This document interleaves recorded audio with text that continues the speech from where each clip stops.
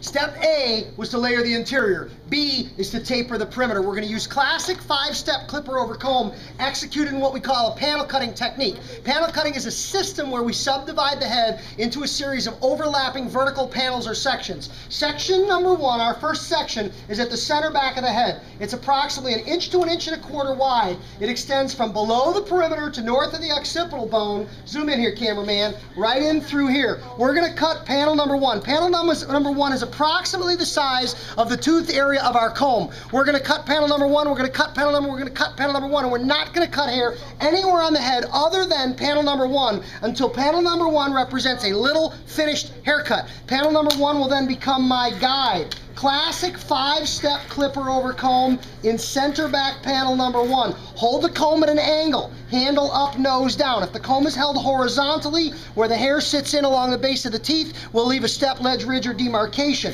By holding the comb at an angle and cross-cutting, or what we call trap cutting. Hair is trapped within the comb, the clipper passes across the comb, and we create that very immediate, very direct cutting at the center back of the head, and we continue working up that section. When we run into or intersect with the previously layered interior, we get the blend for nothing. Not only does the blend happen automatically, but the blend will fall at the exact appropriate point vertically up and down the head form. We cut panel number 1 until we're happy with panel number 1, and in a shop situation, we'd have our client turn this way with our mirror on the wall so we could stand here when we cut and look in the mirror to assess contour, silhouette, or outline in perspective. Proper use of our chair and proper use of our mirror to assess surface area when cutting clipper over comb. That step 1, or A, was layer the interior. B was taper the perimeter. Center back panel number 1 only until panel number 1 represents our little finished haircut.